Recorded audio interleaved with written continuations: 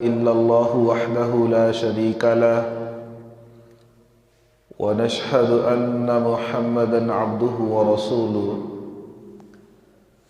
اللهم صل على محمد وعلى آل محمد كما صليت على إبراهيم وعلى آل إبراهيم إنك حميد مجيد. اللهم بارك على محمد وعلى آل محمد كما باركت على إبراهيم وعلى آل إبراهيم إنك حميد مجيد. أما بعد فإن خير الحديث كتاب الله وخير الهدي هدي محمد صلى الله عليه وسلم وشر الأمور محدثاتها وكل محدثة بدعة وكل بدعة ضلالة وكل ضلالة في النار. ربي اشرح لي صدري ويسر لي أمري واحلل عقدة من لساني يفقه قولي. سبحانك لا علم لنا إلا ما علمتنا إنك أنت العليم الحكيم. رب زدني علما رب زدني علما رب زدني علما. اللهم طهر قلبي من النفاق وعملي من الرياء ولساني من الكذب وعيني من الخيانة فإنك تعلم خائنة الأعين وما تخفي الصدور. أعوذ بالله السميع العليم من الشيطان الرجيم. بسم الله الرحمن الرحيم. قال الله سبحانه وتعالى في القرآن المجيد والفرقان الحميد واقصد في مشيك واغضض من صوتك إن أنكر الأصوات لصوت الحمير. وقال عز وجل في مقام آخر ومن أحسن قولا ممن دعا إلى الله. وعن معاوية بن سفيان رضي الله عنه قال قال النبي صلى الله عليه وآله وسلم المؤذنون أطول أعناقا يوم القيامة. رواه البخاري في صحيحه.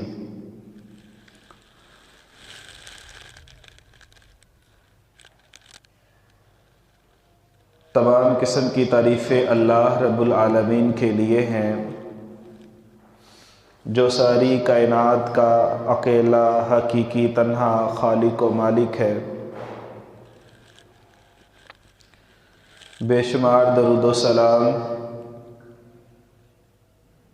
نبیوں کے امام پاک بازوں کے انسانوں کے سردار جناب محمد رسول اللہ صلی اللہ علیہ وآلہ وسلم کی ذات کے لیے ہیں.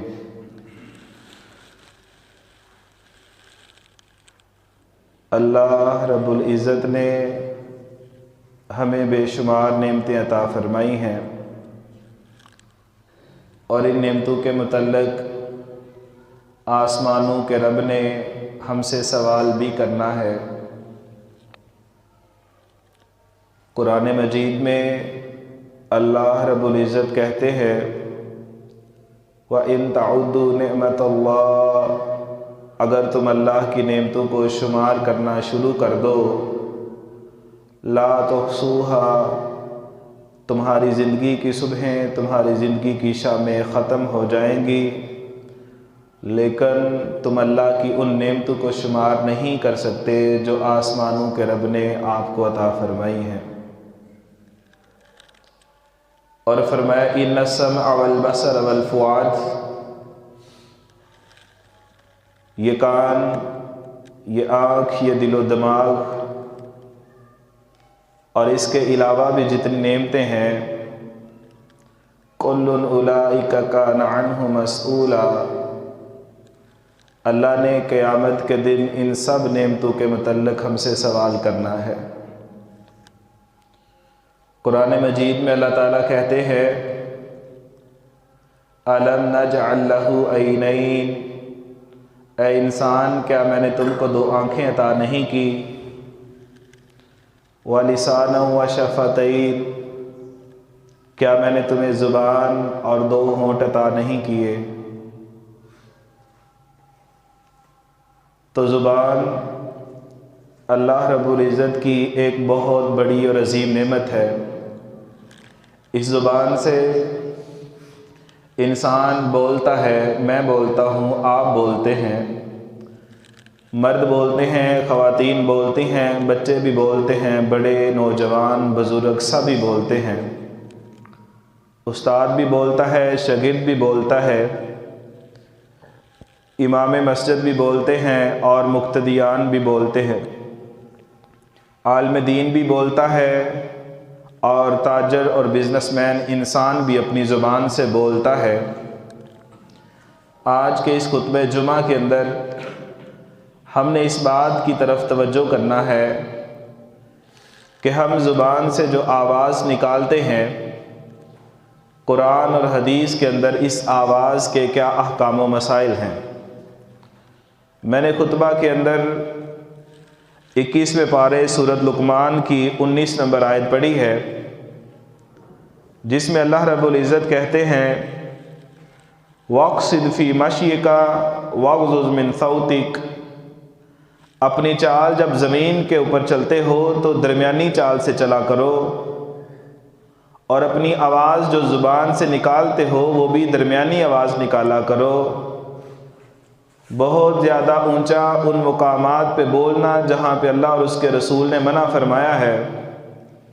فرمایا إِنَّ أَنْكَرَ الْأَصْوَاتِ لَصَوْتُ الْحَمِيرِ، دنیا میں سب سے زیادہ ناپسند کی جانے والی آواز وہ گدھے کی آواز ہے۔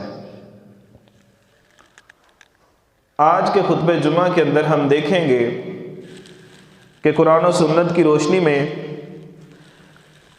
کون سے مقامات ایسے ہیں کہ جہاں پہ آواز کو پست اور مدھم رکھنا چاہیے،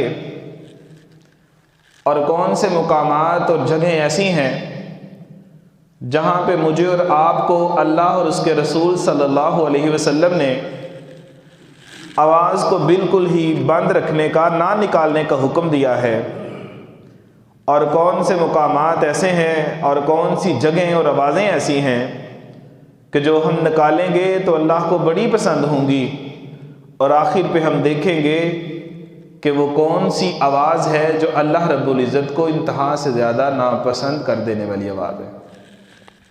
سب سے پہلی بات کہ کن مقامات پہ اور کن جگہوں پہ ہمیں مسلمان ہونے کی حیثیت سے اپنی آواز کو مدھم اور آہستہ رکھنا چاہیے۔ ان میں سب سے پہلی بات، اللہ کے نبی صلی اللہ علیہ وسلم کی مجلس ہو، نبی صلی اللہ علیہ وسلم موجود ہوں، آپ کی موجودگی کے اندر لوگ بیٹھے ہوئے ہوں، چاہے کوئی کتنا بڑا مرضی عہدے والا کیوں نہ ہو، چاہے کوئی کتنا مرضی بڑا متقی اور پرہیزگار انسان کیوں نہ ہو، لیکن اللہ رب العزت نے قرآن کریم کے اندر فرمایا کہ میرے رسول کی مجلس میں، میرے نبی صلی اللہ علیہ وسلم کی موجودگی میں کسی انسان کے لیے یہ جائز نہیں ہے کہ وہ اپنی آواز کو میرے پیغمبر کی آواز سے اونچا نکالے۔ 27ویں پارے سورۃ حجرات میں فرمایا اے ایمان کا دعویٰ کرنے والوں، لا ترفعوا اصواتکم فوق صوت النبی، تمہاری آواز پیغمبر کی آواز سے اونچی نہیں ہونی چاہیے، اور جس طرح تم آپس میں بولتے ہو کہ ایک کی آواز کسی دوسرے کی آواز سے بلند ہو جاتی ہے، میں تمہارا رب تمہیں حکم دیتا ہوں وَلَا تَجْهَرُوا لَهُ بِالْقَوْلِ كَجَهْرِ بَعْضِكُمْ لِبَعْضٍ، جس طرح آپس میں ایک دوسرے کی آواز سے اونچی آواز کر جاتے ہو، میرے پیغمبر کی موجودگی میں کبھی تمہاری آواز اتنی بلند نہیں ہونی چاہیے کہ میرے نبی کی آواز کم ہو اور تمہاری آواز زیادہ ہو۔ اگر اس طرح ہو گیا ان تحبط اعمالکم وانتم لا تشعرون، اے دنیا کے مسلمانوں تمہارے زندگی بھر کے اعمال اور نیکیاں برباد کر دوں گا اور تمہیں پتہ بھی نہیں چلے گا۔ اس آیت کا نزول ہونا تھا، سیدنا ثابت بن قیس رضی اللہ عنہ، بخاری شریف کے اندر لکھا ہے، اس آیت کے نازل ہونے کے بعد اپنے گھر کے اندر چلے جاتے ہیں اور اپنے آپ کو باندھ لیتے ہیں اور نیچے منہ کو پھینک کے روتے جاتے ہیں۔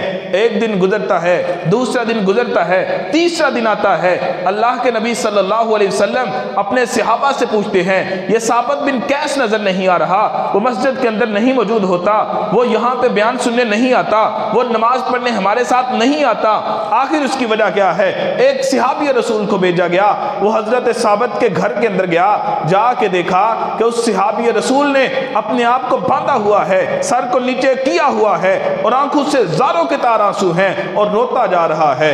پوچھنے والے نے پوچھا اے اللہ کے بندے تو یہاں پہ گھر میں کیوں ہے، مسجد کے اندر کیوں نہیں آ رہا، تمہیں آخر ہوا کیا ہے، اچانک مسجد میں آنا بند کر دیا ہے؟ تو وہ فرمانے لگے میں اس لیے نہیں آ رہا، میری آواز نبی کی آواز سے بلند ہوتی ہے تو قرآن نے کہہ دیا ہے تمہارے اعمال برباد ہو جائیں گے، سمجھ جاؤ کہ میرے اعمال تو برباد ہو گئے ہیں اور اگر میں مزید آؤں گا میرے اعمال تو برباد ہوتے رہیں گے۔ اس کی وجہ یہ ہے میری آواز پیغمبر کی آواز سے زیادہ ہے، تو میں بھلا کیسے مسجد کے اندر جا سکتا ہوں؟ وہ صحابی بھی کہنے لگے کہ بالکل ٹھیک ہے، واپس گئے، نبی صلی اللہ علیہ وسلم کو بتایا کہ وہ اس لیے مسجد میں نہیں آ رہے کہ ان کی آواز آپ کی آواز سے بلند ہے، تو وہ اس لیے کہتے ہیں میرے اعمال برباد ہیں، اور اعمال کی بربادی کا مطلب سمجھتے ہو کہ بندہ جہنم کے اندر چلا جائے گا۔ وہ صحابی یہی سوچ کے اپنے گھر کے اندر بیٹھے ہوئے ہیں۔ صحیح بخاری کے اندر میں آج اس حدیث کو پڑھ رہا تھا کہ اللہ کے نبی صلی اللہ علیہ وسلم نے بتایا، فرمایا جاؤ اس کے پاس جاؤ اور اس کو کہو انکا لیسا من النار، اے میرے صحابی ثابت بن قیس تمہیں تیرے رسول نے کہہ دیا ہے تو جہنمی بندوں میں سے نہیں ہے بلکہ تو اللہ کی جنت میں جانے والے لوگوں میں سے ہے۔ لیکن ادب کیا تھا؟ پیغمبر کی موجودگی میں کوئی انسان اپنی آواز کو پیغمبر کی آواز سے بلند نہیں کر سکتا ہے، لیکن آج عجیب صورتحال ہے۔ میں دیکھتا ہوں اپنے پاکستان کے اندر، برے صغیر کے اندر، سیالکوٹ کے اندر، تحصیل سمڑیال کے اندر، میں لوگوں کو دیکھتا ہوں نعرے یہ لگاتے ہیں کہ ہم رسول کے غلام ہیں اور نبی کے نام کے میلاد منائیں گے، نبی کے نام کے جشن منائیں گے، نبی کے نام کی محفلیں سجائیں گے، اور محفلوں کے اندر اللہ کی قسم میں نے ان آنکھوں سے دیکھا ہے ایک کرسی خالی چھوڑیں گے، پوچھتے ہیں یہ کرسی کس کے لیے ہے؟ یہ سرکار کے لیے ہے، سرکار کی آمد مرحبا۔ اے جی کون سی سرکار کی آمد ہو رہی ہے اور کون سی سرکار کے لیے یہ کرسی لگائی ہے؟ آگے سے جواب ملتا ہے یہ اللہ کے نبی کے لیے کرسی نعوذ باللہ لگائی ہوئی ہے۔ بھلا کیوں لگائی ہے؟ کیونکہ نبی پاک یہاں تشریف لاتے ہیں اور ہماری مجلسوں اور محفلوں کے اندر اللہ کے پیغمبر تشریف لاتے ہیں، اللہ کے پیغمبر تشریف لاتے ہیں، اچھا لاتے ہیں، ہمیں دکھا دو، نہیں تمہاری آنکھیں ان کو دیکھ نہیں سکتی ہیں، ہمارا ہاتھ ٹچ کروا دو، تمہارے ہاتھ بھی ان کو ٹچ نہیں ہو سکتا۔ میں نے کہا اچھا آتے ہیں، جی ضرور آتے ہیں، اور میرے ملک پاکستان کے اندر رہنے والے اہل سنت کہلوانے والے اور بریلوی طبقہ کے جو دوست ہیں جو محفل میلاد مناتے ہیں اور ختم دلاتے ہیں، اللہ کی قسم ان میں سے میجارٹی کا عقیدہ یہ ہے اللہ کے نبی صلی اللہ علیہ وسلم ہماری محفلوں مجلسوں میں آتے ہیں اور نبی علیہ الصلوۃ والسلام ہر جگہ پہ حاضر و ناظر اور موجود ہے۔ قرآن کہتا ہے میرے رسول کی موجودگی میں تم نے اونچا بولنا نہیں۔ اگر میرے نبی کی موجودگی میں تمہاری آواز اونچی ہوئی، میرے رسول کی آواز بلند ہوئی، یا میرا پیغمبر خاموش رہا، پھر تمہارے اعمال برباد ہو جائیں گے۔ کیسا عقیدہ ہے؟ یہ مانتے بھی ہیں پیغمبر آتے ہیں، یہ عقیدہ بھی ہے پیغمبر موجود ہیں، پھر علماء جو ہیں وہ بیان بھی کرتے ہیں، پھر علماء جو ہیں وہ نعتیں بھی پڑھتے ہیں، پھر علماء جو ہیں وہ جناب بڑے بڑے نعرے بھی لگاتے ہیں۔ پھر کیا ہوا؟ قرآن کی روشنی کے اندر اگر تمہارا عقیدہ ہے کہ پیغمبر موجود ہیں، پیغمبر آتے ہیں، پیغمبر آئے ہیں، اور تم پیغمبر کی موجودگی میں جناب اونچی آواز سے بیان بھی کرتے ہو، خطاب بھی کرتے ہو، نعتیں بھی پڑھتے ہو، نعرے بھی لگاتے ہو، پھر سن لو رب کا قرآن کیا کہتا ہے، ان تعبت اعمالکم وانتم لا تشعرون، تمہاری زندگی کے اعمال برباد ہو گئے ہیں اور تمہیں پتہ بھی نہیں چلے گا۔ تم ساری زندگی سمجھتے رہو گے میں نیکیاں کر رہا ہوں، لیکن اللہ کی نظر میں تمہارے اعمال برباد ہو چکے ہیں۔ عقیدہ غلط ہے، اللہ کے نبی صلی اللہ علیہ وسلم نہ تو حاضر ناظر ہیں، نہ موجود ہیں، اور نہ ہی آتے ہیں۔ اگر نبی صلی اللہ علیہ وسلم حاضر ناظر موجود ہوتے تو ایمانداری سے بتائیں، نبی صلی اللہ علیہ وسلم کی موجودگی کے اندر حاضر ناظر ہونے کے بعد کیا ابو بکر صدیق خلیفہ بن سکتے تھے؟ کیا عمر فاروق خلیفہ بن سکتے تھے؟ اگر نبی صلی اللہ علیہ وسلم موجود ہوتے، حاضر ناظر ہوتے، تو کیا صحابہ کرام بیان کر سکتے تھے؟ نبی کی موجودگی میں تو کسی نے کوئی خطبہ جمعہ نہیں بیان کیا، بعد میں خلفائے راشدین کرتے رہے ہیں۔ دلیل کیا ہے؟ کہ نبی صلی اللہ علیہ وسلم موجود نہیں۔ نبی صلی اللہ علیہ وسلم کی بات تو بات کی ہے، بعض مسلمانوں کا عقیدہ یہ ہے کہ اللہ حاضر ناظر ہے، ہر جگہ پہ موجود ہے۔ یہ عقیدہ بھی غلط ہے۔ اللہ کے متعلق عقیدہ کیا ہے؟ الرحمن علی العرش استویٰ، رحمان اللہ رب العزت عرش سے اوپر مستوی ہیں، عرش سے اوپر ہیں۔ کیسے ہیں؟ بیٹھے ہیں، کھڑے ہیں۔ ہمارے بعض علماء بھی کہہ جاتے ہیں اللہ عرش تے بیٹھا ہے، کہن دیا اللہ نے عرش تے بیٹھ کے قرآن نازل کر دیتا ہے۔ اللہ بیٹھا نہیں، کھڑا ہے، پتہ نہیں، کیفیت مجہول ہے۔ امام مالک رحمہ اللہ سے پوچھا گیا کیف الرحمن علی العرش استویٰ، اللہ عرش پہ کیسے مستوی ہے؟ اللہ بیٹھے ہیں، لیٹے ہیں، کھڑے ہیں، کیسے ہیں؟ کہا اللہ عرش سے اوپر ہیں، اس بات پہ ایمان لانا ہمارے اوپر واجب ہے۔ کیفیت کیسے ہیں؟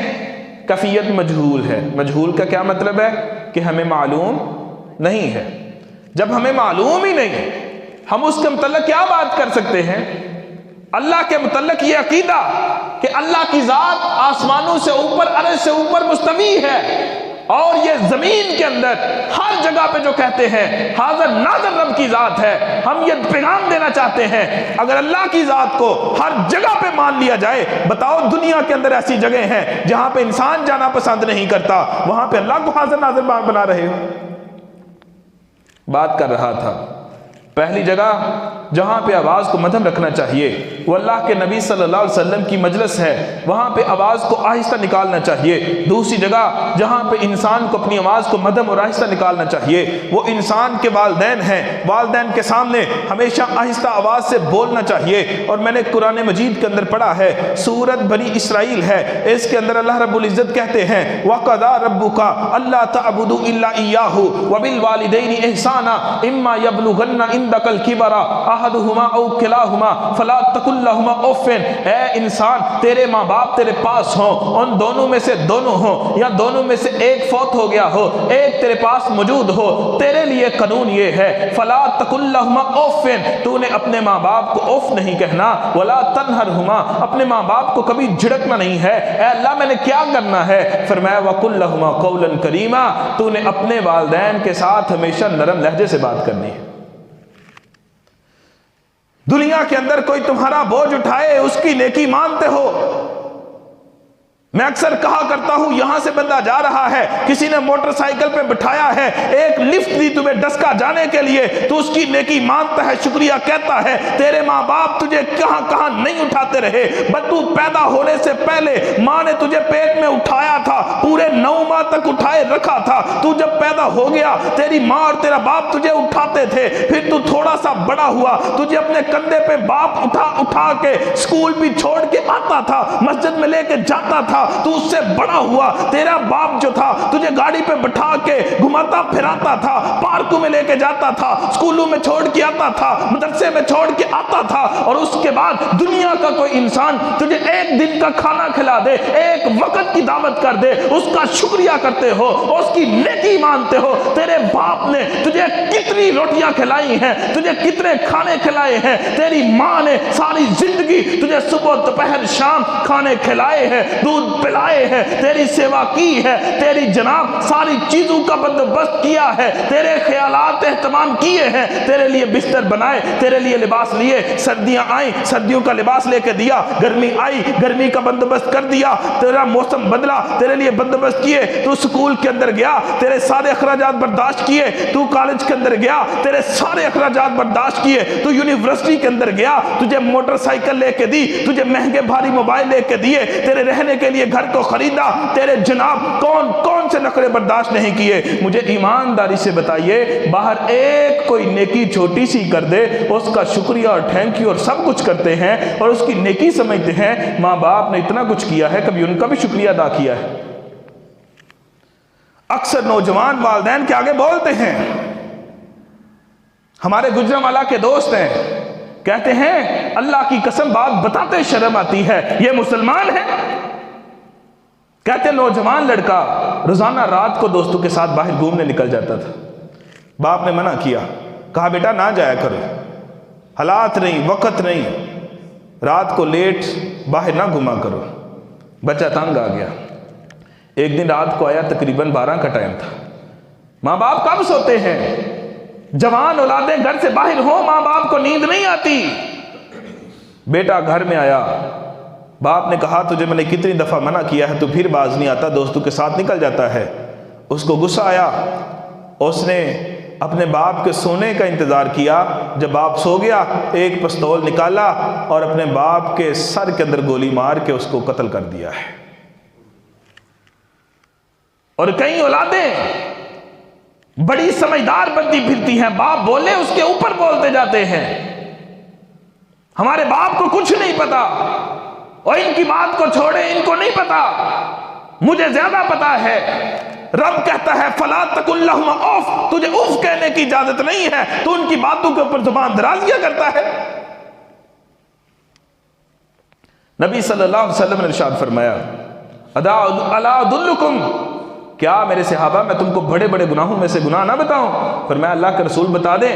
فرمایا سب سے بڑا دنیا کے اندر گناہ ہے الاشراک باللہ، وہ اللہ کے ساتھ شرک کرنا ہے، اور شرک کے بعد سب سے بڑا گناہ جو نبی صلی اللہ علیہ وسلم نے بیان فرمایا وعقوق الوالدین، اپنے ماں باپ کی نافرمانی کرنا، اس کے سامنے اونچی آواز سے بولنا، سمجھو دنیا کا شرک کے بعد سب سے بڑا گناہ ہے۔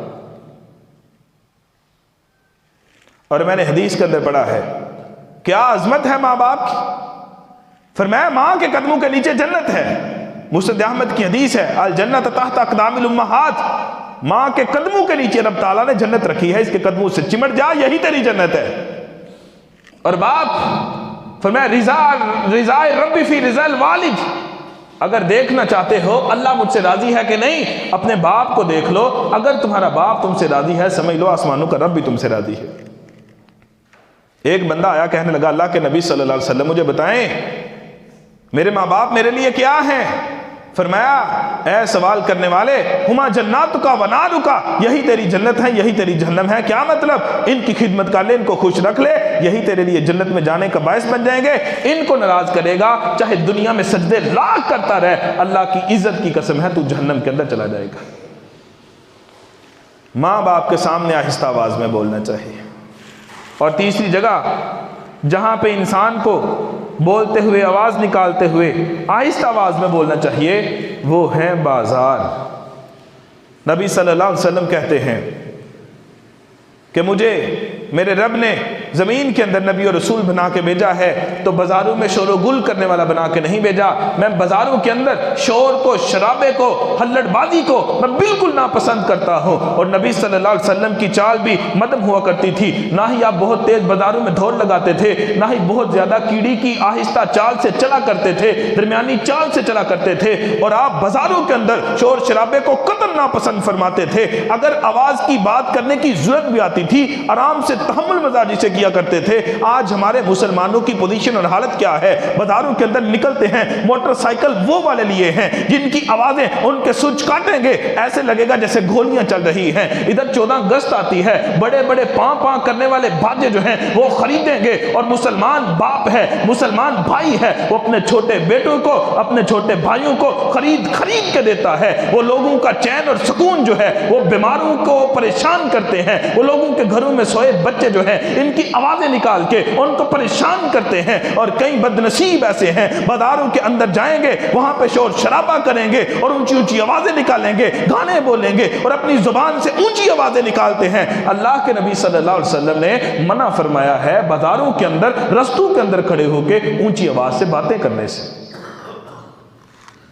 وہ کون سی جگہ ہیں جہاں پہ انسان کو اپنی آواز بالکل بند رکھنی چاہیے؟ پہلی جگہ مسجد کے اندر اگر کوئی نماز پڑھ رہا ہے، چاہے نفل نماز پڑھ رہا ہے، پیچھے کسی کو اونچی آواز سے قرآن پڑھنے کی اجازت نہیں ہے۔ اللہ کے نبی صلی اللہ علیہ وسلم کہتے ہیں اگر کوئی بندہ مسجد کے اندر نفل نماز پڑھ رہا ہے، پیچھے کسی بندے کو اجازت نہیں ہے اونچی اور بلند آواز میں قرآن پڑھ کے اپنے مسلمان بھائی کو جو نفل پڑھ رہا ہے، سنتے پڑھ رہا ہے، اس کو تکلیف پہنچائے۔ میرے محترم بھائیوں، آپ بتائیں یہ اجازت نہیں ہے تو جمعے کے اندر اجازت کیسے ہوگی؟ بیان کے اندر اجازت کیسے ہوگی؟ اور فرض نماز کے پیچھے باتیں کرنے کی اجازت کیسے ہوگی؟ میں نے مساجد کا حال دیکھا ہے، ادھر جماعت کھڑی ہے، پیچھے نوجوان آئے ہیں، وہ اپنی باتوں کے اندر مصروف ہیں، ادھر جماعت کھڑی ہے، پیچھے نوجوان وضو کرنے کے لیے بیٹھے ہیں، وہ اپنی جناب گفتگو اور باتیں کر رہے ہیں۔ میں نے مسجدوں کی حالت اور پوزیشن دیکھی ہے، تراویح کی نماز رمضان میں پڑھائی جا رہی ہے اور کئی نوجوان مسلمان جو ہیں وہ دو دو تراویحاں پڑھنے کے بعد پیچھے بیٹھ جاتے ہیں اور باتیں کرتے ہیں، آگے تراویحاں پڑھنے والے اور پڑھانے والے پریشانی کا شکار ہوتے ہیں۔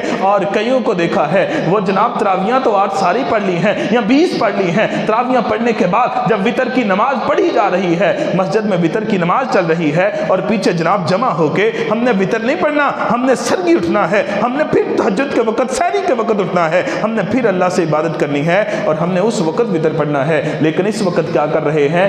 ادھر آگے لوگ وتر پڑھ رہے ہیں، پیچھے بیٹھ کے اتنی اونچی آواز سے باتیں کر رہے ہیں کہ ان کے وتر کے اندر ان کو تکلیف پہنچا رہے ہیں۔ نبی صلی اللہ علیہ وسلم نے منع کی۔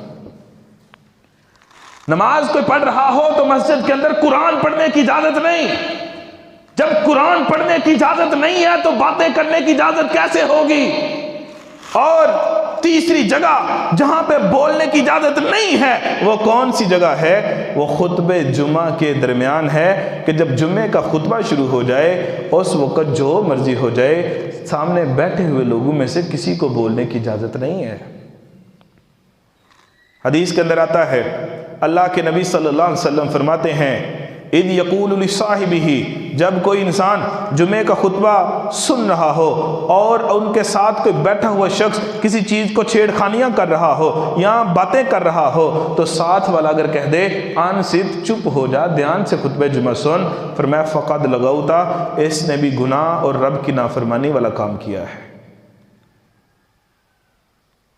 ادھر خطبے کے جمعے کے درمیان بھی باتیں ہوتی ہیں، لائٹ گئی یا کوئی مسئلہ ہوا تو ہر بندہ بولتا ہے اس کو ادھر بٹھا دو، اس کو ادھر بٹھا دو۔ خطیب کے علاوہ خطبہ جمعہ کے درمیان کوئی شخص نہیں بول سکتا۔ اللہ کے پیغمبر کی حدیث کہتی ہے کہ وہ بندہ جو خطبہ جمعہ ہو رہا ہو کوئی بات کرے، شرارت کرے، اس کو سامعین میں سے کہہ دے کہ آن سے چپ کر جا، جمعہ سن، جمعے کا خطبہ ہو رہا ہے، فرمایا فقط لگوتا، تو نے بھی اچھا کام نہیں کیا ہے۔ تین باتیں تھی جہاں پہ انسان کو نہیں بولنا چاہیے۔ کوئی نفل نماز پڑھ رہا ہے،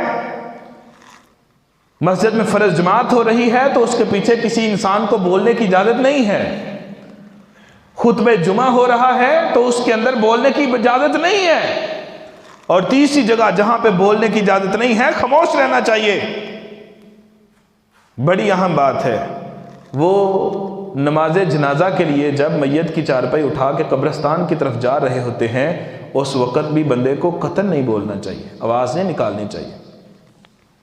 آج ہی صبح پڑھ رہا تھا فجر کے بعد، صحابہ کرام کہتے ہیں کہ ہم کان الناس یکرہون الصوت عند الجنازہ، نبی صلی اللہ علیہ وسلم کے دور میں ہم جنازے کے ساتھ چلتے ہوئے اپنی آواز کو تھوڑا سا نکالنا بھی ناجائز اور منع سمجھتے تھے۔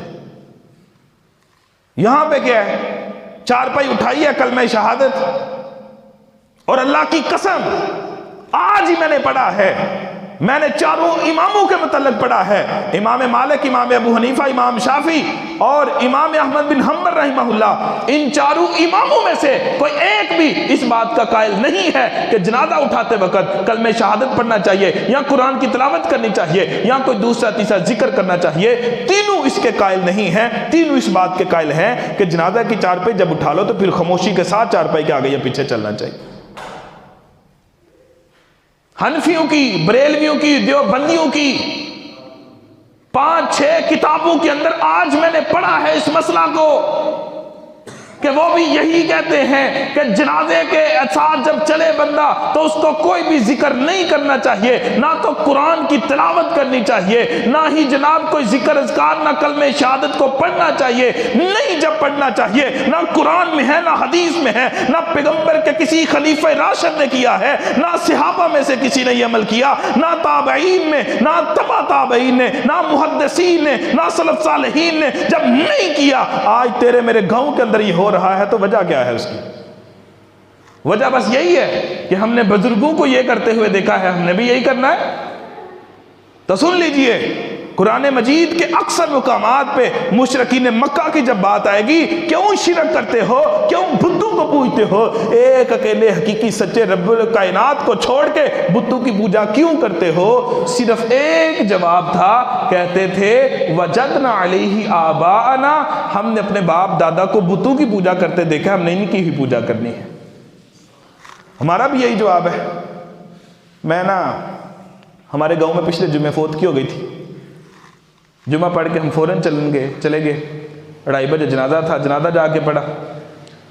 ہمارے دوست ہیں، ان کے دادا فوت ہوئے تھے، سید زادے ہیں، ہم وہاں پہ پہنچے، جنازے کے بعد مغرب کی نماز پڑھی تو ہم گھر میں چلے گئے تعزیت کے لیے، پھوڑی وغیرہ کے لیے لوگ بیٹھے ہوتے ہیں، ہم وہاں پہ گئے۔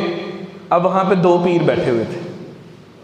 میں جب گیا، لوگ آتے ہیں، آتے کہتے ہیں جی دعا کریں، ہر بندہ دعا کری ہاتھ اٹھا لیتا ہے اور ایک دوسرے کی طرف ایسے ایسے دیکھتے ہیں، کوئی ایک ایسے کرے اور ہم بھی ایسے کریں۔ میں نے دیکھا بیٹھے بیٹھے 3-4 لوگ آئے، سب آ کے کہیں او بھائی تسی دعا کرنی ہے کرو، دوجیاں نال پھائے کیوں لانڈے ہو، اور عمل بھی وہ جو سنت سے ثابت رہے۔ بندے آتے جاتے ہیں جی دعا کریں۔ میں نے ایسے کوٹ میں ہاتھ ڈالے ہوئے تھے، میں ایسے ہی بیٹھا رہا، وہاں پہ جو پیر صاحب بیٹھے ہوئے تھے میری طرف بڑے غصے کے ساتھ دیکھ رہے تھے کہ لو ساری دنیا دعا کر دی ہے، لگتا بھی بندہ کوئی مولوی ٹائپ یہ داڑھی بھی نے رکھی ہے تے کوٹ شوٹ بھی پائے ہے، دعا نہیں ہے مانگتا۔ ان کی آنکھوں نے مجھ سے سوال کیا کہ آپ دعا کیوں نہیں کر رہے؟ تو میں نے وہاں پہ لوگوں میں بیٹھے یہ بات کہی تھی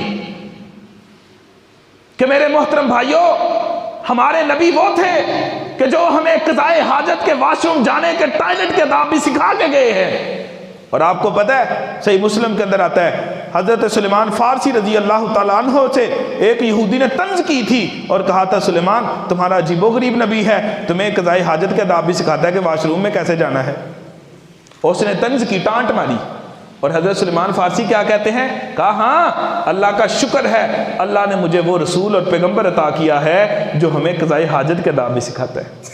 سوچیں، جس نبی نے واش روم جانے کے طریقے اور آداب سکھا دیے ہیں، یہ مرنا جینا، کسی کا کوئی شخص دنیا سے چلا جانا، یہ اتنا بڑا مرحلہ ہے، ایمانداری سے بتائیں کیا اس نبی نے اس کے اوپر ایک دوسرے سے تذیت کرنے کا طریقہ نہیں سکھایا ہوگا؟ میں نے وہاں پہ یہی بات کی کہ ہم نے کبھی سوچا ہے کہ نبی علیہ الصلوۃ والسلام نے ہمیں یہ طریقہ سکھایا کہ نہیں سکھایا ہوگا کہ نہیں؟ سارے کہتے ہیں جی سکھایا ہوگا۔ تو میں نے کہا کبھی کسی نے مولوی سے پوچھا ہے کہ مولوی صاحب یہ بھی بتا دیں کہ اللہ کے نبی صلی اللہ علیہ وسلم کسی کا کوئی مر جاتا تھا تو اس کو کیا کہتے تھے جا کے؟ ایک انسان جی دعا کرو، چوپ۔ میں نے کہا میں بتاتا ہوں، صحیح مسلم کی حدیث ہے، نبی صلی اللہ علیہ وسلم نے تعزیت کا طریقہ بتایا ہے، جس کا کوئی شخص فوت ہو جائے اس کے پاس جاؤ اور اس کو ملو اور اس کو کہو انا للہ ما اخذ ولہ ما اعطى وکل شیء عنده باجل مسمى فلتصبر ولتحتسب۔ یہ دعا ہے۔ کہتے ہیں قاری صاحب ان یاد کون کرے؟ میں بس یہ یاد انشاءاللہ وہی کرے گا جس کو سنت سے محبت ہے۔ ساری زندگی پوچھا نہیں، نہ کسی مولوی سے مسئلہ پوچھا، نہ کسی عالم سے دلیل مانگی، نہ مسجد کے امام سے پوچھا قاری صاحب کوئی فوت ہو گیا ہے، اس کے گھر تعزیت کے لیے جانا ہے، مجھے اس کا طریقہ بتا دے، ہمارے پیارے نبی نے کیا طریقہ بتایا ہے؟ نہ کسی نے پوچھا، نہ قاری صاحب نے زحمت کی، کہا جیسے کوئی چلتا ہے چلنے دو، جہاں پہ جو لگا ہے صحیح لگا ہے، اور سارے اسی طرح سے جاتے ہیں، ہاتھوں کو اٹھاتے ہیں، دعائیں کرتے ہیں، ایک دوسرے کی طرف دیکھتے ہیں۔ اور میں نے دیکھا ہے کئی پھوڑیوں کے اوپر جناب وہ گول دان پڑے ہوتے ہیں جن کے اوپر سگریٹ پی پی کے وہ گول اس کے پھینکے جاتے ہیں، اور کئی پھوڑیوں کے اوپر میں نے دیکھا ہے حکے پڑے ہیں، لوگ حکا پیتے ہیں گھما کے ایک دوسرے کو دیتے ہیں، کئی پھوڑیوں کے اندر میں نے دیکھا ہے اخباریں پڑی ہوئی ہیں، یہ کیا ہے؟ یہ تزیت ہے، یہ کیا ہے؟ یہ پھوڑی ہے، یہ کیا ہے؟ لوگوں کے ساتھ جناب تزیت کرنے کے لیے آئے ہیں۔ اللہ کے بندو، اللہ کے نبی صلی اللہ علیہ وسلم تو فرماتے ہیں جو بندہ کچا پیاز اور لہسن جو ہے وہ کھائے اور وہ مسجد کے اندر آئے، میں اللہ کا پیغمبر اس کو کہتا ہوں فلا یقربن مصلانا فلا یقربن مسجدنا، دو حدیثیں ہیں، فرمایا وہ ہماری نماز والی جگہوں کے قریب بھی نہ آئے، اور ایک حدیث میں فرمایا وہ ہماری مسجدوں کے قریب بھی نہ آئے۔ کیا مطلب؟ جو پیاز اور لہسن کھائے اس کے منہ سے آتی ہے بدبو، وہ مسجد کی گلی میں بھی نظر نہ آئے۔ کیوں؟ مسجد میں مسلمان نماز پڑھتے ہیں، اللہ کے نورانی فرشتے آتے ہیں، تو مسلمان کو پتہ ہے دوسرے بندے کے منہ سے بدبو آ رہی ہو تو تکلیف محسوس ہوتی ہے، فرمایا جس طرح انسانوں کو تکلیف محسوس ہوتی ہے اللہ کے فرشتوں کو بھی تکلیف محسوس ہوتی ہے۔ پھوڑی کے اوپر حکے رکھے ہیں، سگریٹ رکھے ہیں، کیا وہاں پہ فرشتے آئیں گے؟ کہاں وہ کیے ہیں جو جناب شریعت نے، اسلام نے۔ تو بات یہ کر رہا تھا تیسری جگہ جہاں پہ آواز بالکل نہیں نکالنی چاہیے وہ جنازے کے ساتھ چلتے ہوئے ہے۔ میرے محترم بھائیو، خاموشی کے ساتھ چلنا جنازے کے ساتھ سنت ہے، خاموشی کے ساتھ چلو۔ امام نووی رحمہ اللہ فرماتے ہیں نبی صلی اللہ علیہ وسلم کی، آپ کے صحابہ کی سنت اور طریقہ یہ تھا کوئی شخص فوت ہو جاتا اس کی چارپائی کو اٹھاتے اور چلتے بالکل خاموشی کے ساتھ نظریں جھکا کے چلتے تھے اور ذہن میں اپنی موت کو یاد کرتے تھے، آج اس کی چارپائی اٹھائی ہے، کل ہماری چارپائی بھی اٹھائی جانی ہے۔ اب وہ جگہیں جہاں پہ آواز نکالنا چاہیے، کون سی آوازیں ہمیں نکالنی چاہیے؟ سب سے پہلی جگہ قرآن کی تلاوت کے لیے ہمیں زبان سے آواز نکالنی چاہیے۔ بخاری شریف کے اندر آتا ہے ایک صحابی رسول نام حارثہ بن نعمان ہے، اللہ کے نبی صلی اللہ علیہ وسلم جنت میں گئے، معراج کی رات ہے، آپ جنت کے اندر سیر کر رہے ہیں، ایک جگہ سے سنا کہ کوئی شخص ہے اس کے قرآن پڑھنے کی آواز آ رہی ہے۔ کہا جبریل یہ کون ہے جنت میں؟ کہا جنت میں تو کوئی نہیں۔ کہا یہ قرآن کون پڑھ رہا ہے؟ کہا اچھا اللہ کے نبی صلی اللہ علیہ وسلم، یہ آپ کے صحابی حارثہ بن نعمان ہے، یہ پڑھتے زمین پہ قرآن ہے، اللہ ان کے قرآن پڑھنے کی آواز جنت میں سنا دیتا ہے۔ کہا وہ کیوں؟ کہا کیونکہ انہا من ابر الناس باممی، یہ اپنی ماں کے ساتھ بڑی محبت کرتے ہیں، اور میں نے مختلف حدیثوں کے اندر پڑھا ہے ان کی والدہ نا کافی بوڑھی ہو گئی تھی اور کافی کمزور ہو گئی تھی، کافی بیمار ہو گئی تھی، ان کو نظر بھی کچھ نہیں تھا آتا، زبان سے کچھ بول بھی نہیں تھی سکتی، ہر وقت یہ اپنی ماں کے پاس بیٹھے رہتے تھے اور بیٹھ کے قرآن پڑھتے رہتے تھے، اور ماں کوئی ایسے ہلتی بھی اشارہ بھی کرتی تھی تو یہ سمجھ جاتے تھے، جیسے چھوٹے بچے نہیں سمجھا لیتے والدین کو، ان کی زبان بھی نہیں، سمجھ بھی نہیں آتی، یہ بچہ کچھ مانگ رہا ہوتا ہے، ماں اس کو دودھ لا دیتی ہے تو کوئی پاس بیٹھا کہتا ہے اس نے مانگا کیا تھا؟ آپ نے دودھ دیا ہے۔ کہا مجھے پتہ چل گیا اس نے دودھ ہی مانگا تھا۔ کہا حارثہ بن نعمان اپنی ماں کی اتنی خدمت کرتا ہے اور ساتھ ساتھ قرآن پڑھتا ہے، اللہ نے اس کی ماں کی خدمت کے ساتھ ساتھ قرآن پڑھنے کی وجہ سے یہ پڑھتا زمین پہ قرآن ہے، اللہ نے جنت میں اس کی آواز کو سنا دیا ہے۔ تو میں یہ کہتا ہوں جو نوجوان قرآن پڑھتے ہیں، نیکیاں کرتے ہیں، اگر ساتھ ساتھ اپنے ماں باپ کی خدمت کریں گے، اللہ کی قسم، اللہ اس حدیث کے تحت میں کہتا ہوں کہ اللہ تعالیٰ ان کی نیکیوں کو 4 چاند مزید لگا دے گا۔ دوسری آواز، یہاں پہ قرآن پہ بات کر لیں، ساری دنیا کی کتابیں پڑھ لیتی ہے، سب کچھ پڑھ لیتے ہیں، بزرگ ہو گئے ہیں، قرآن کی ایک سورت پوچھے نہیں آتی، انا تینا شروع میں آتی تھی، سورت ناس اور سورت فلق اور قل هو اللہ، بس یہ آتی ہیں، آج بھی یہی آتی ہیں، قرآن آگے سے پڑھنے کی جسارت نہیں کی، کوشش نہیں کی۔ آپ کو پتہ ہے آپ کے پاس اتنے پیارے ماشاءاللہ قاری صاحب ہیں، قاری زید صاحب اتنی پیاری تلاوت کرتے ہیں، واللہ اللہ جانتا ہے، یقین سے دل خوش ہو جاتا ہے۔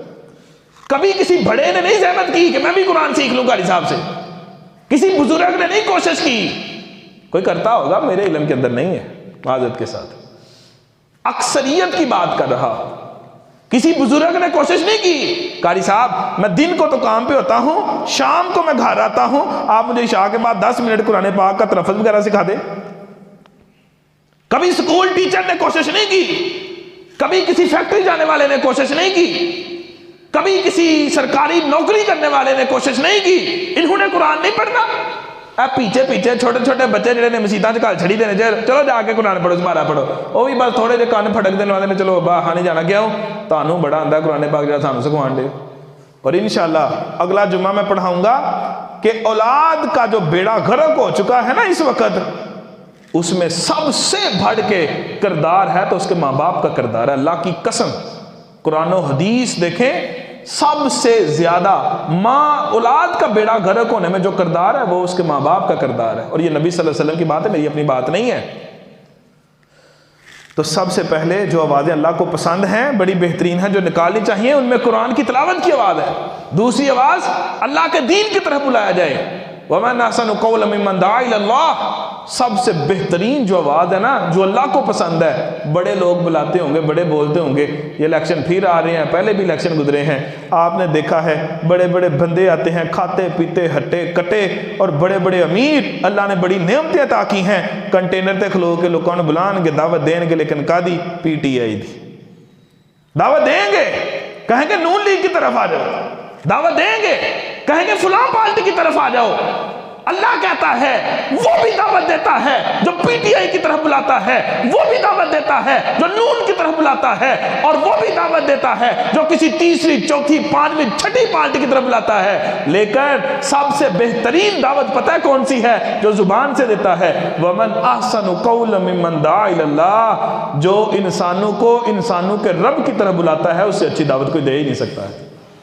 لوگوں کو اللہ کی طرف بلائیں، مسجد کی طرف بلائیں کہ بھائی جان جمعہ ہوتا ہے ہماری مسجد کے اندر، اتنے بجے شروع ہوتا ہے، اتنے بجے ختم ہوتا ہے، مسجد میں آیا کریں۔ ہماری مسجد میں فلاں دن درس ہوتا ہے، اتوار کو درس ہوتا ہے، مغرب کے بعد 20 منٹ کا درس ہوتا ہے، درس میں آیا کریں۔ بھائی جان مسجد کے اندر ناظرے کی کلاس لگی ہے، ناظرے کی کلاس میں آیا کریں۔ بھائی جان ہم عشاء کے بعد کو پلان کر رہے ہیں، قرآن پاک کو سیکھنے کی ترتیب بنا رہے ہیں، آپ اس کلاس میں آیا کریں۔ فرمایا کائنات کے اندر سارے لوگوں کی زبانیں چلتی ہیں، ڈیروں پہ بیٹھ کے کوئی مشورے کر رہا ہے، اور کوئی حویلیوں میں بیٹھ کے گھبتیں کر رہا ہے، کوئی کلاس روموں میں بیٹھ کے دنیا کی کتابوں کی سٹڈی کے پلان بنا رہا ہے، لیکن فرمایا دنیا میں سب سے بہتر زبان اس کی ہے جو لوگوں کو اللہ کے دین کی طرف بلا رہا ہے۔ اور تیسری بات، اس کے بعد ایک حدیث میں آگے بات کو مکمل کر رہا ہوں، دنیا کے اندر آوازیں بڑے نکالتے ہیں، بڑے بڑے ترنم، میں نے دیکھا ہے نوجوانوں کو چلتے پھرتے گاڑیوں میں گانے بولتے ہیں۔ گانے بولیں گے، جو سنے ہوئے ہیں وہ بولتے ہیں، گانے سنتے ہیں وہ بولتے ہیں، غزلیں سنتے ہیں بولتے ہیں، شعر سنتے ہیں بولتے ہیں، لیکن قرآن نہیں پڑھتے۔ میں ترس گیا ہوں، میرے کان ترس گئے ہیں، میری آنکھیں ترس گئی ہیں ایسے نوجوان کو دیکھتے ہوئے جو موٹر سائیکل چلا رہا ہو، ساتھ میں قرآن کی تلاوت کر رہا ہو۔ اللہ کی قسم کان ترس گئے ہیں اس نوجوان کو جو کہیں چلتا پھرتا گلیوں میں ہلکی ہلکی آواز میں مجھ سے گنگنا رہا ہو، قرآن گنگنا رہا ہو، قرآن پڑھ رہا ہو۔ قرآن نہیں پڑھے گا، کیوں؟ قرآن کبھی سنا ہی نہیں۔ مسجد کے اندر آتا ہے، قاری صاحب 2 منٹ کی قرات لمبی کر دیں، اللہ کی قسم یہ مسجد کی انتظامیہ سے الگ میں ملتا ہے۔ ایک نماز اس نے پڑھی ہے مسجد کے اندر اور انتظامیہ سے مل کے کہتا ہے، اے پیا سن صاحب قاری صاحب دی آواز تے چنگی ہے پر یہ بڑا لمبا چوڑا کھلار لیندے، پیچھے وڈیرے بھی ہوندے، بھائی تو تے نہیں وڈیرا۔ میں نے قسمیں بڑی مجدو کا دیکھا ہے، بزرگ کہتے ہیں وہ قرآن پڑھا، کیونکہ پتہ چل گیا ہے زندگی ساری ویچ چکے ہیں، ہوں اگلا ہی ماحول ہے۔ وہ کہتے ہیں کہ سب ذرا قرات کیا کریں، تو جوان کی آندے نے جی بزرگاں دا خیال رکھیا کرو۔ بندہ پوچھے بزرگ وہ ہیں کہ تم ہو؟ بستی نہیں کر رہا، انسلٹ نہیں کر رہا، اللہ کی قسم پردہ حقیقت سے اٹھانے کی کوشش کر رہا ہوں۔ میں اور آپ اپنے اپنے گریبان کے اندر جھانکیں، فلم 3 گھنٹے کی ہو ہم دیکھیں گے۔ اور میں نے سردیوں کے اندر دیکھا ہے، میرے پاس کالج میں یونیورسٹی میں بچے پڑھتے ہیں، میں ان کو پہچانتا ہوں، جانتا ہوں، اور میں پوچھتا بھی رہتا ہوں بہانے سے۔ کئی ڈرامے جو پچھلے سال اس سے پچھلے سال کے گزر گئے ہیں، سردیوں کی راتیں کہتے ہیں لمبی ہے، یوٹیوب سے نیٹ سے نکال کے لیپ ٹاپ کھول کے بستر کے اندر بیٹھ کے ساری رات کے اندر 40 ایپیسوڈ اس کی قسطیں دیکھ لیتے ہیں۔ پچھلے سال کیا ہوا تھا؟ یہ کوئی بناوٹی باتیں نہیں، یہ ارطغرل غازی والا ڈرامہ آیا ہے، تاریخ کسی نے نہیں پڑھی، بس پتا ہے ڈرامہ آیا ہے۔ ڈرامہ رمضان سارے کا بیڑا غرق کر دیا ہے، نہ رمضان میں قیام یاد ہے، نہ جناب تراویاں یاد ہیں، نہ قرآن کی تلاوت یاد ہے۔ پوری امت مسلمہ جو ہے وہ جناب اس ڈرامے کے پیچھے لگی ہوئی ہے۔ کیا اس ڈرامے کے اندر وہ عورتیں ہیں جو عورتیں وہاں تاریخ کے اندر موجود تھیں؟ کیا ارطغرل غازی وہ ہے جو تاریخ کا واقعی میں ہیرو تھا؟ نہیں تھا نا، تو آپ غیر محرم کو کیسے دیکھتے رہے ہیں؟ میرے محترم بھائیوں، اپنی زبان سے گنگنانا ہے، اللہ کی قسم ترنم کی آپ کو سر اور چس لینی ہے، مزہ لینا ہے تو اس سپیکر کے اندر آ کے مسجد کے اندر اذان دیا کرے۔ اذان کوئی بھی نہیں دینا ہے، قاری صاحب یہ اذان جدو لیٹ ہوئی ہے نا، پورے پنڈ نے اپنی توپاں دا رخ جڑا قاری صاحب وال کر لے، قاری صاحب کتنے ہو، یہ کیوں کی ہے، مغرب دی اذان بڑی لیٹ ہوئی ہے۔ بھائی تم مسلمان نہیں تھے، تمہیں اذان نہیں آتی، لیٹ ہوئی تھی تو تم نے جا کے کہہ دینی تھی۔ یہ قاری صاحب کتنے ہو، ظہر دی نماز اذان 5 منٹ لیٹ ہوئی ہے تو کتنے ہیں؟ قاری صاحب کو تو ایسے سوال کرتا ہے تو جیسے جج لگا ہوا ہے قاری صاحب کے اوپر۔ اللہ کے نبی صلی اللہ علیہ وسلم، میں نے خطبے کے اندر حدیث پڑھی ہے، بخاری شریف کی حدیث ہے، کوئی کچی حدیث نہیں ہے، فرمایا قیامت کے دن لوگ ہوں گے ان کی گردنیں اونچی ہوں گی۔ پتہ ہے اتنے دنیا دے ہوتے کوئی مجلس محفل لگی ہوئے نا تو جنہ بندیاں دی ہوتے محفل دے شان ہوندی، وہ بڑے چوڑے چوڑے ہو کے ٹردے نے، اچھے اچھے تون کر کے ٹردے نے، ہے نا۔ قیامت کے دن میرے اور آپ کے نبی صلی اللہ علیہ وسلم کہتے ہیں کہ سب سے اونچی گردن اللہ اس کی کرے گا، المؤذنون اطول اعناق یوم القیامہ، قیامت کے دن ان لوگوں کی گردنیں فخر سے اللہ بلند فرما دے گا جو دنیا کے اندر لوگوں کو دنیا کے مسجد کے مائک سے اذان کی طرف بلایا کرتے تھے، اذان دیتے تھے۔ اور بخاری شریف کے اندر حدیث ہے، اگر تمہیں پتہ چل جائے اذان دینے کا کتنا ثواب ہے، ایک اذان کہنے کا اور پہلی صف میں آ کے نماز پڑھنے کا، ہونتے علمی آئے ہوئے کہ پہلی صف تے دور دی گل ہے، پہلی صف ادھی بھی نہیں ہوندی، فجر ظہر عصر مغرب عشاء ساری نمازوں میں مسجد میں دیکھ لیں، بڑی سے بڑی مسجدوں کے اندر میں نے دیکھا ہے، یقین کریں ایک صف پوری نہیں ہوتی، اگر ہو جائے گی تو دوسری صف میں 3-4 بندے کھڑے ہوتے ہیں۔ حالت ہے یہ مسلمان ہے، اور کہتے ہیں جناب فلان لٹ کے لے گیا، وہ پی ٹی آئی والے لٹ لیا، انہیں لٹ لیا، انہیں لٹ لیا، بھائی تم نے کیا کیا ہے؟ اللہ کے نبی صلی اللہ علیہ وسلم کی حدیث ہے صحیح بخاری شریف کے اندر، من تفوت صلاۃ العصر وطر اہلہ ومالہ، اللہ کے نبی کہتے ہیں میں کہتا ہوں، میں اللہ کی مرضی کے بغیر نہیں بولتا، جس بندے کی عصر کی نماز ایک دن فوت ہو گئی سمجھ جانا اس کا ساری دنیا کی دولت لٹ گئی ہے۔ بتائیں ہم میں سے کون ہے جو عصر کی نماز کی پابندی کرتا ہے؟ فرمایا جو صبح نہیں اٹھتا آسمان سے فرشتہ آتا ہے، کہتا ہے اللہ اس کے مال کے اندر بے برکتیاں پیدا فرما دے، لکھاں کمائے کروڑاں دے کہا رہا ہوں لیکن پوری نہ پہ۔ بتائیں کون بندہ ہے جو اتنی فکر کرتا ہے صبح اٹھنے کی؟ ان چیزوں کی طرف فکر نہیں، بس اے وے فیکٹریاں چ جانے ہاں اوور ٹائم لا لئیے، اگر ایک نوکری کرنے ہاں آ کے کوئی دوجی نوکری لب دے پیا، کوئی جناب کوئی پارٹ ٹائم جاباں لب دے پیا، کوئی انٹرنیٹ تے جناب پیسے کمان دے طریقے لب دے پیا۔ اللہ کے بندو جتنی مرضی دولت کٹھی کر لو تب تک تم کامیاب نہیں ہو سکے اور سکون نہیں حاصل کر سکتے جب تک اللہ کے دین کو سمجھ کے اس کے اوپر عمل کرنا نہ شروع کر دو گے۔ آخری حدیث سن لیں، نبی صلی اللہ علیہ وسلم نے کہا اللہ تعالیٰ کو 2 آوازیں بڑی ناپسند ہیں، وہ کبھی بھی نہیں نکالنی چاہیے، بڑی اہم حدیث ہے۔ پوچھا وہ کون سی؟ کہا 2 آوازیں ایسی ہیں صوتان ملعونان فی الدنیا والآخرہ، دنیا میں بھی اللہ لعنت کرتا ہے وہ آوازیں نکالنے والوں پہ اور آخرت میں قیامت کے دن بھی لعنت بھیجے گا۔ پوچھا وہ کون سی ہیں؟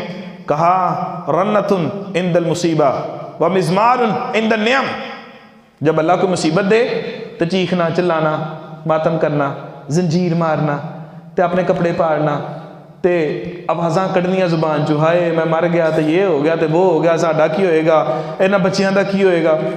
ہمارے گاؤں میں ایک شخص فوت ہو گیا، جوان ہی تھا تقریباً، 5 بیٹیاں ان کی، تو ایک بیٹی کی ابھی شادی کی تھی 20-25 دن پہلے، تو غالباً اتوار کو رات کو فوت ہوئے تھے، تو میں ان کے گھر میں گیا، تو میں تعزیت کے لیے گیا، تو میں کہہ رہا تھا کہ اللہ کے فیصلے ہوتے ہیں، وہ دعا پڑھی اس کا ترجمہ کیا، کہا اللہ کے فیصلے ہوتے ہیں تو اللہ جو فیصلے کرتا ہے ان پہ ہمیں خوش ہو جانا چاہیے، راضی ہو جانا چاہیے۔ تو ایک بندہ ہے باہر تو ہے، بیرون ملک تو ہے، مال کماندا ہے، گھر بنایا سونا، تو پتہ کی کہندا ہے؟ کہندا ہے قاری صاحب گل تاری ٹھیک ہے لیکن ایدہ جاندا یہ وقت کوئی نہیں سی۔ بھئی وقت تو لکھے نے، تمہیں پتہ ہے کہ وقت تھا کہ نہیں ہے؟ اللہ نے کہا وقت ہے اور اللہ نے تجھے دکھا دیا کہ وقت تھا، میں نے لے لیا ہے، تو کہتا ہے وقت نہیں تھا، اس کا جانے گا۔ زبانوں پہ کنٹرول رکھنا چاہیے، کنٹرول، ورنہ نبی صلی اللہ علیہ وسلم وہ حدیث ابو داؤد کی فرمایا کبھی کبھی بندہ ایک جملہ زبان سے کہتا ہے اللہ کو اتنا برا لگتا ہے اللہ جہنم کی وادیوں میں پھینک دیتا ہے بندے کو اس کی وجہ سے۔ تو میں بتا رہا تھا تکلیف کے وقت، غمی کے وقت گریبان پھاڑنا، ہائے ہائے کرنا، اور دوسری آواز مزمار اور عند النعم، کوئی اللہ نعمت دے تو ادو آپے چو باہر آ کے ٹول ٹماکے کرنا، نچنا، خسرے بلا لینے۔ جی ਢੋਲਕੀ ਰੱਖ ਲਈਏ, ਮੁੰਡੇ ਦਾ ਵਿਆਹ ਢੋਲਕੀ ਰੱਖ ਲਓ, ਮਹੀਨਾ ਪਹਿਲਾਂ ਢੋਲਕੀ ਰੱਖ ਕੇ ਆਂਢ ਗੁਆਂਢ ਦਾ ਵੀ ਜੀਣਾ ਹਰਾਮ ਕੀਤਾ ਤੇ ਰਿਸ਼ਤੇਦਾਰਾਂ ਨਾਲ ਵੀ ਲੜਾਈਆਂ, ਇਹ ਆਹ ਢੋਲਕੀ ਰੱਖੀਏ ਤੁਸੀਂ ਨਹੀਂ ਆਏ, ਸ਼ਾਦੀ ਆ ਗਈ ਹੈ ਇਹ ਜੀ ਬੈਂਡ ਬਾਜੇ ਤੋਂ ਬਗੈਰ ਸ਼ਾਦੀ, ਮੁਆਸ਼ਰਾ ਗੰਦਾ ਹੈ। ਮੁਆਸ਼ਰਾ ਕਹਿੰਦਾ ਓਏ ਤੁਸੀਂ ਚੁੱਪ ਚੁਪੀਤੇ ਸ਼ਾਦੀ ਕਰ ਲਈ, ਇਹ ਸ਼ਾਦੀ ਸੀ ਕਿ ਫੌਤ ਕੀ ਸੀ, बेटा हो गया, फिर भी यही काम। कोई नेमत के वक़्त अगर खुशी के अंदर ढोल बाजे बजाए, ये भी आवाज़ के ऊपर अल्लाह लानत भेजता है। कोई गमी के ऊपर अल्लाह से इतराज़ की बातें करे, ज़ुबान से शिकवे गिले करे, ये भी अल्लाह को नापसंद है। अल्लाह से दुआ है अल्लाह हमें आवाज़ के अहकाम व मसाइल को समझ के इनके मुताबिक अपनी आवाज़ों को बनाने की, निखारने की तौफ़ीक़ अता फ़रमाए। व अक़ूलु क़ौली हाज़ा अस्तग़फ़िरुल्लाह ली व लकुम।